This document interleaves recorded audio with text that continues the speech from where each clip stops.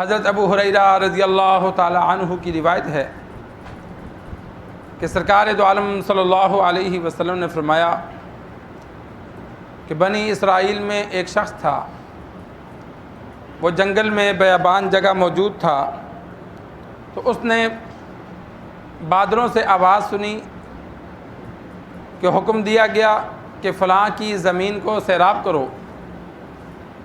تو ایک میدان پہ بارش ہوئی، وہاں سے پانی ایک جگہ نالیوں میں جمع ہوا، پھر ایک نالی میں وہ پانی چل پڑا۔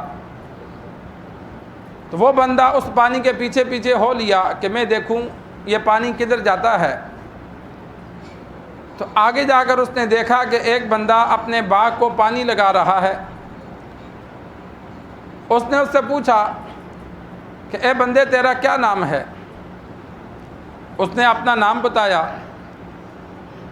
تو پھر اس نے کہا تو میرا نام کیوں پوچھتا ہے؟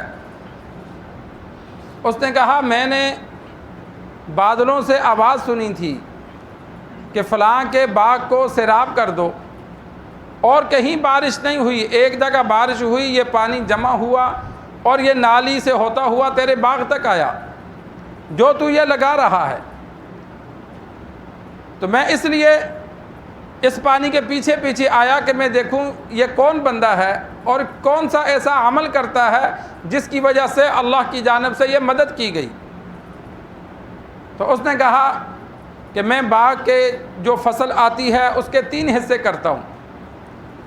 ایک حصہ دوبارہ باغ میں لگانے کے لیے بطور بیج کے رکھتا ہوں، ایک حصہ اپنے گھر والوں کے اخراجات کے لیے رکھتا ہوں، اور ایک حصہ اللہ کے راستے میں خرچ کر دیتا ہوں۔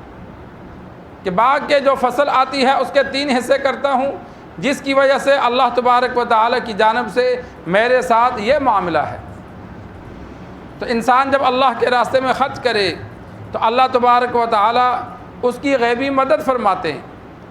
مال میں برکت ہوتی ہے، مال کے اعتبار سے، صحت کے اعتبار سے، ہر اعتبار سے اللہ تبارک و تعالی پریشانیوں سے محفوظ رکھتے ہیں۔ اور پھر اللہ کے راستے میں خرچ کرنے پر اجر ہی اجر ہے۔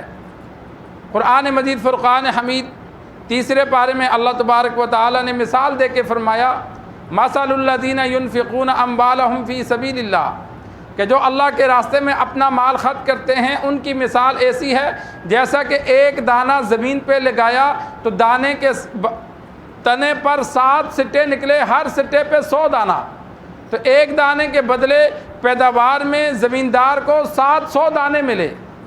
تو اللہ نے فرمایا جو اللہ کے راستے میں خرچ کرتا ہے تو اللہ ایک کے بدلے 700 تک کا ثواب دیتے ہیں۔ اور پھر یہاں پہ بس نہیں فرمائی، فرمایا واللہ یضاعف لمن یشاء، اللہ جس کے لیے چاہے اور بڑھا دیتا ہے۔ ایک حد مقرر نہیں کی کہ یہیں پر جا کے بس ہو گئی۔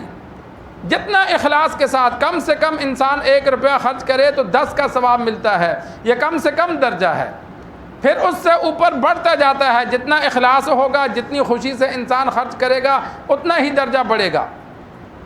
آپ صلی اللہ علیہ وسلم کا فرمان موجود ہے کہ انسان اللہ کے راستے میں کھجور کا ٹکڑا خرچ کرتا ہے تو اللہ اسے پالتا ہے جس طرح تم جانور کے بچے کو پالتے ہو، تو وہ اللہ اس کو بڑھاتا رہتا ہے یہاں تک کہ انسان کے نامہ اعمال میں احد پہاڑ کے برابر خرچ کرنے کا اللہ ثواب عطا فرماتے ہیں۔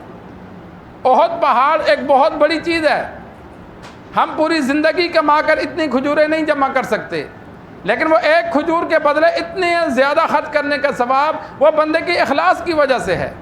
تو اللہ نے ایک حد روکی نہیں ہے، اللہ تبارک و تعالی نے تو صرف فضیلت بیان کی کہ جتنی خوشی سے، جتنی دل لگی سے، جتنی ثواب کی امید رکھ کر انسان خرچ کرے گا اسی حساب سے اس کو بدلہ دیا جائے گا۔ کسی کو بہت زیادہ ملے گا، کسی کو کم ملے گا۔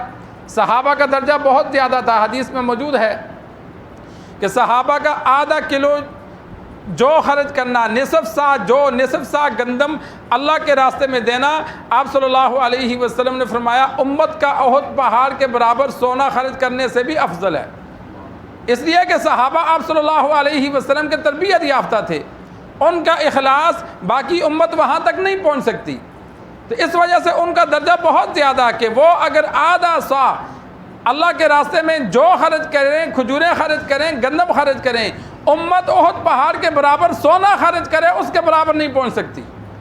تو یہ درجہ اللہ نے ہر ایک کے لیے الگ رکھا ہے.